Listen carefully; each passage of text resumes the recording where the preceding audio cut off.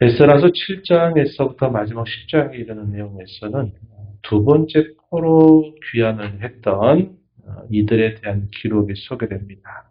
그래서 여기도 보면 에스라가 1인칭, 내가 하라고 이런 표현들을 통해서 보면 이 내용들이 에스라에서 기록이 됐다 하는 것을 우리가 알 수 있습니다. 이 에스라는 우리가 읽은 본문의 내용에 보니까 학자 겸 제사장 이렇게 불려지는 칭호를 가진 사람이었어요.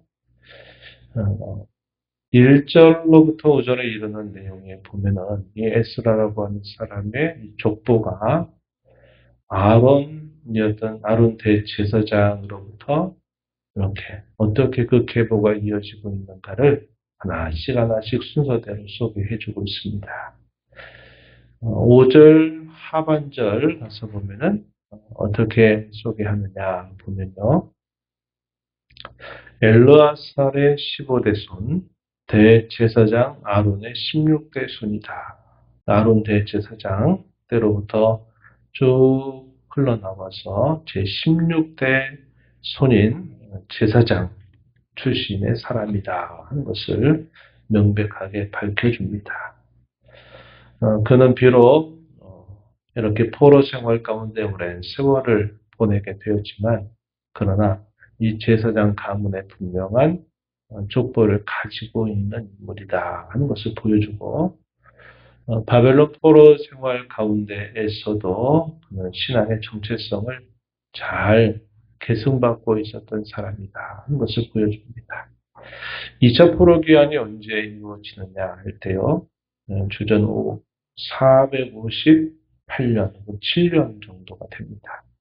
아닥사스다 왕이 바사의 왕이 되었을 때 이런 2차 귀환이 이루어지게 되는데 1차 귀환했던 때로 비춰봐도 상당한 시간이 흘렀어요. 약 80여 년 세월이 흘렀습니다. 그러니까 에스라라고 하는 인물은 어디서 태어났겠습니까? 당연히 바벨론에서 태어났겠죠.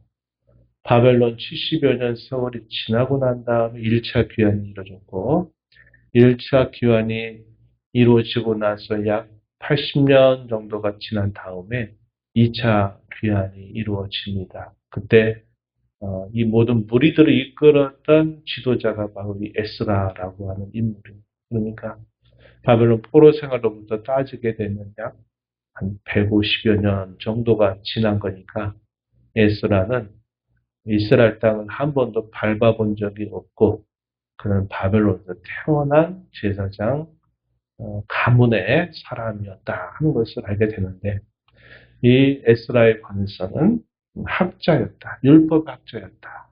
그리고 그는 또 제사장이었다.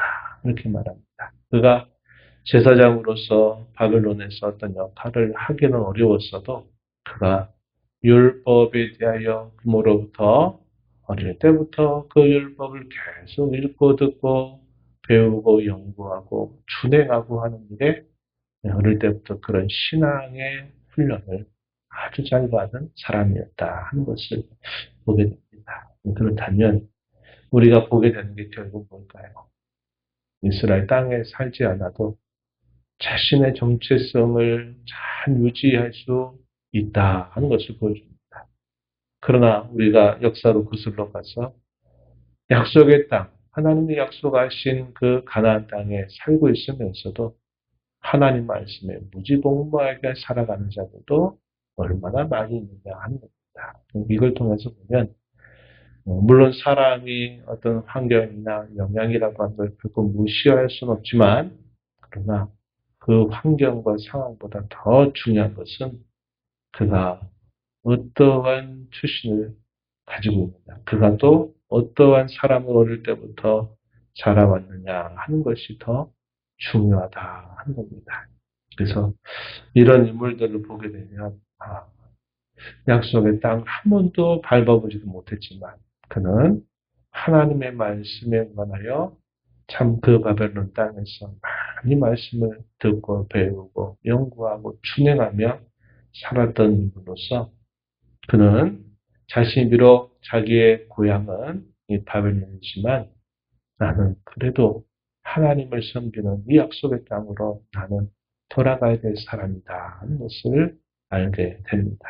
그래서 아마도 이 바벨론에 태어나서 보니까 자신들의 선조 가운데 첫 번째 예루살렘으로 돌아가 그런 인물들이 있었다 하는 것을 그가 알았겠고, 기회가 된다면 자신도 이 예루살렘으로 돌아가서 하나님을 섬기고 또 이 말씀을 하나님 백성들에게 전하고 가르쳐야 되겠다 하는 그런 소원을 가지고 있었던 인물이다. 그리고 때마침 하나님께서 또 이 에스라에게 왕의 마음을 감동해서 이 에스라로 하여금 올라갈 수 있는 기회를 제공받았을 때 주저하지 않고 한 번도 가보지 못한 이 예루살렘으로 향하게 되었다 하는 것을 우리가 알 수 있겠습니다. 본문 6절로부터 10절에 이런 내용에서는 이 바벨론에 살던 에스라가 예루살렘으로 옮겨오게 된 경위를 소개해 줍니다.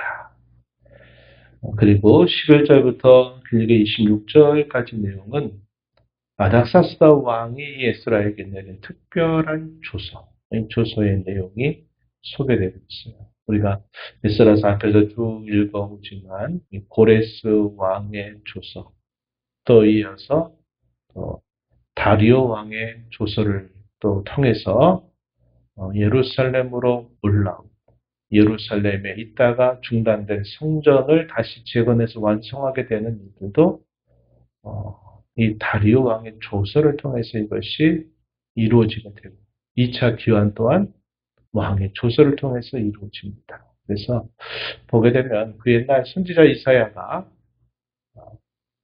유다가 바벨론에 의해서 징계를 받아서 바벨론의 포로로 끌려가게 될 것을 말하면서도 또 한편 이사야 선지자의 말씀의 후반에 보면 하나님께서 다시 바벨론으로부터 돌아오게 하신다 하는 그런 예언을 했던 것이 결국 이렇게 시간 속에서 하나님이 그 예언을 이루도록 인도하신다 하는 것이고, 그들이 바벨론에서 돌아올 때 그냥 돌아오는 게 아니라 하나님의 크신 은총을 받아서 돌아오게 된다 하는 그런 예언을 했는데, 우리가 구체적으로 이렇게 조서의 내용을 보게 되면 그냥 돌아온 게 아니죠.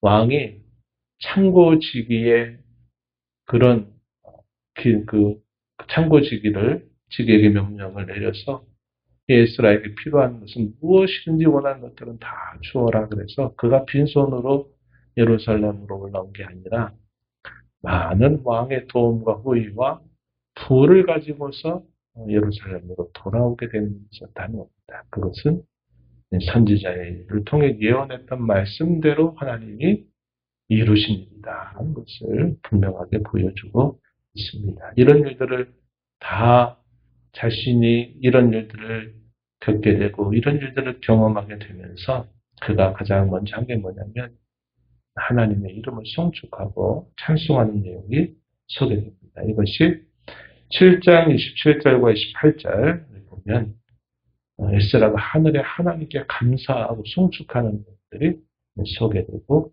있다는 겁니다. 그래서 이 에스라 7장에서부터 10장 마지막 장까지에서는 제2차 포로 귀환이었던 에스라를 통한 귀환이 이루어지게 되면서 이 에스라가 어떤 일들을 했느냐, 이제 그들의 내면적인 신앙을 기억하는 일에 앞장서게 되는 그런 일을 우리가 확인하게 될 겁니다. 이러한 내용들을 본문에 소개되는데요. 성전이 재건됐던 이후로 약 58년 정도의 시간이 지났습니다. 그리고 두 번째 포로 귀환이 이루어지게 돼요. 6절에 보면 이스라엘 하나님 여호와께서 주신 모세 율법에 익숙한 학자다 이렇게 에스라를 소개하고, 또 이어지는 6절 하반절 보니까 여호와 하나님의 도우심을 입음으로 왕에게 구하는 것은 다 받는 자였다. 이방 땅에서 신실한 주님의 백성으로 태어나 자라고 하는 일들이 있게 되면서 이방 군주에게도 인정받는 그런 사람이 됐다는 것을 보여줍니다.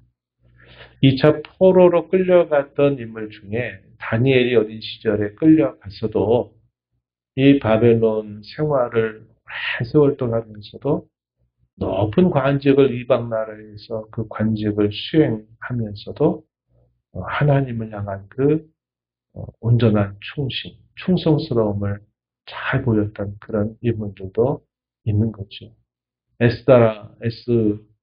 에스더라고 하는 여인에 대한 이야기도 역시 이방의 궁중에서 또 왕비가 되어서 또 이스라엘 나라를 위해서 큰 역할들을 감당하는 것, 이런 것들을 보면 아까도 초대에 말씀드렸듯이 예루살렘에 있으면서 하나님을 거역하고 배역한 그들보다 이방의 한 복판에 있으면서도 하나님을 경외하고 또 심지어 이방 군주의 마음까지도 사로잡는 그런 신실한 하나님의 백성들이 또 있었다 하는 것을 보여주고 있는 것이죠.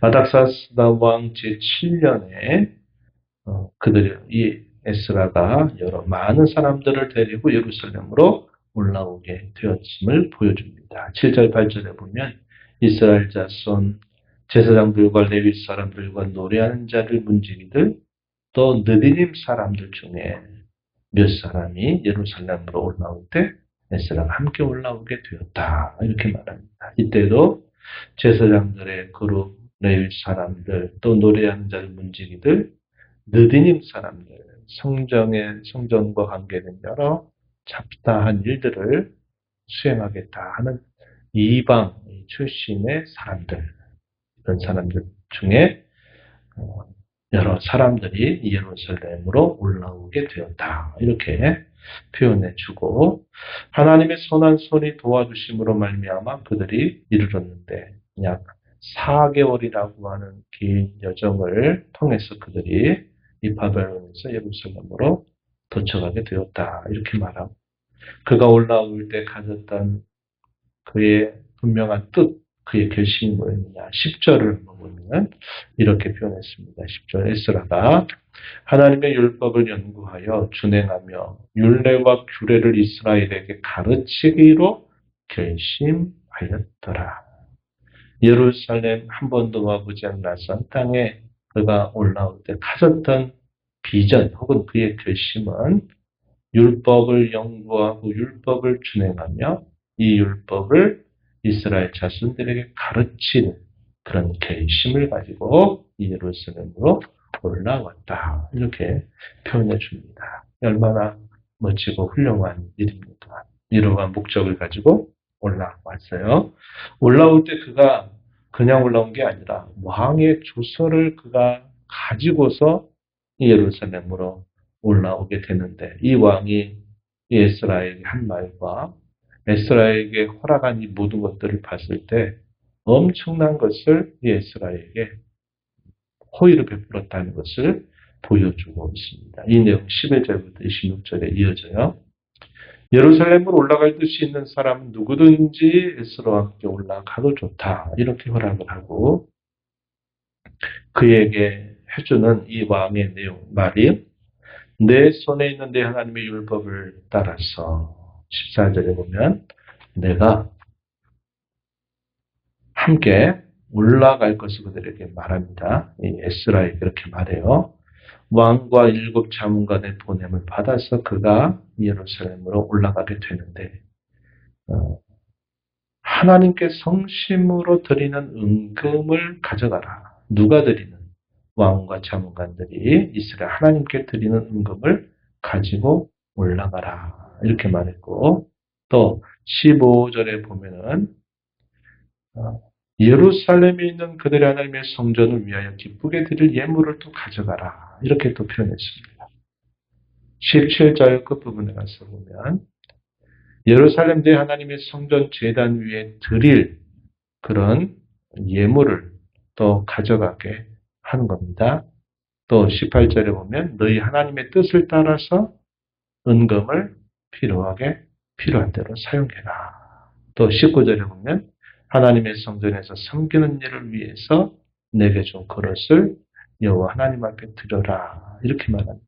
그래서 왕이 이 한 사람에게 해줄 수 있는 모든 것들을 에스라에게 다 주면서 에스라의 그 빈손으로 예루살렘에 올라가게 한 것이 아니었다 하는 것이고, 당시 예루살렘도 이 바사 제국의 통치 아래 있는 곳이기 때문에 이 에스라에게 어느 정도까지 권한을 주느냐 하면은 25절 보면요. 에스라여 너는 내 손에 있는 내 하나님의 지혜를 따라 내 하나님의 율법을 아는 자를 법관과 재판관을 삼아 강한 건너편 모든 백성을 재판하게 하고 그중 알지 못하는 자는 너희가 가르치라. 또 26절에 하나님의 명령과 왕의 명령을 준행하지 아니한 자는 속히 그 죄를 정하여 죽이거나 귀양 보내거나 가산을 몰수하거나 오게 가두라. 자신이 왕이지만 이 에스라에게 엄청난 권세를 줬는데 왕이 가질 수 있는 그런 권세를 에스라에게 맡겨줍니다. 그것도 그 자신의 바사 제국을 다스리는 그런 법과 규례가 아니라 내가 섬기는 하나님의 그 법과 규례를 따라서 그곳에 치리자를 세우고 그런 명령을 받지 않는 자들은 내가 얼마든지 벌을 주고 형벌을 가해도 좋다. 이렇게 말하는 겁니다. 이게 얼마나 놀라운 일이에요. 그만큼 이 아닥사스다 왕의 마음을 하나님이 붙들어 주셨고 하나님께서 이 에스라로 하여금 이 예루살렘을 다시 하나님의 뜻에 따라서 하나님이 다스리는 그런 나라를 세울 수 있는 권한까지 에스라에게 안겨주면서 이 에스라를 예루살렘으로 보낸 것입니다. 이런 일들이 얼마나 놀랍게 이런 일들이 이루어지고 있는가 하는 것들을 우리에게 잘 보여주죠. 이런 일들을 다 돌아보고 이제 예루살렘에 도착했던 에스라가 생각해 보니 이것이 얼마나 놀라운 하나님의 역사인가 하는 것을 그는 알게 됩니다. 그래서 그는 무엇보다도 하늘의 하나님 앞에 감사하고 송축하는 내용들을 가지고 응답하게 되는데요. 27절 말씀에 보면 우리 조상들 하나님 여호와를 송축할지로다 그가 왕의 마음에 예루살렘 여호와의 성전을 아름답게 할 뜻을 두시고 나로 왕과 그의 보좌관들 앞과 왕의 권세 있는 모든 방벽의 앞에서 은혜를 얻게 하셨도다. 내 하나님 여호와의 손이 내 위에 있으므로 내가 힘을 얻어 이스라엘 중에 우두머리들을 모아 나와 함께 올라오게 되었다. 그래서 이 모든 일들이 하나님께서 베풀어 주신 크신 은총임을 알고 자신을 이곳에 보내신 하나님의 분명한 뜻이 무엇인가를 분명하게 기억하면서 고백합니다. 예루살렘 여호와의 성전을 아름답게 할 뜻을 두시고 나를 이곳에 보내되 많은 은총을 입게 하셔서 이곳에 오르게 하셨다. 역시 에스라가 이곳에 오를 때도 그냥 올라온 게 아니라 분명한 뜻과 목적을 가지고 예루살렘에 올라왔다는 사실을 하나님을 송축하면서 고백하고 있는 것입니다. 오늘 말씀을 통해서 우리가 몇 가지 생각이 됐지만 하나님은 그 약속하신 바를 분명히 이루시는 그런 신실한 분이시다 하는 사실을 우리는 또다시 확인하게 되고요. 상황과 형편이 어떠하든지 간에 하나님을 섬기고 하나님을 위하는 그 일은 상황과 형편을 초월해서 어떤 상황 속에서든지 그러한 일을 우리가 이룰 수 있다는 사실을 보여줍니다. 이방 땅이라 할지라도 이방 땅의 군주 앞에서 살고 있는 하나님 백성이라도 하나님을 섬기는 일에 있어서 얼마나 그가 좋은 모범을 보이고 있는가 하는 것을 보면 우리가 어떤 상황이나 형편들을 핑계 삼아서 이것 때문에 안 된다고 저것 때문에 못하겠다고 하는 것은 그건 핑계에 지나지 않는다. 자신의 주어진 상황이 어떠한지 하나님을 신실하게 섬길 수 있다. 이렇게 하나님을 신실하게 섬기는 이들에게는 이방의 그 군주의 마음도 하나님 움직이셔서 하나님을 또 높이는 그런 일들을 위한 선한 도구로 사용하신다는 것을 보여줍니다. 우리가 이 땅에 사는 동안도 이러한 신앙을 잘 본받아서 하나님을 신실하게 섬겨가는 저와 여러분이 되어야 하겠습니다.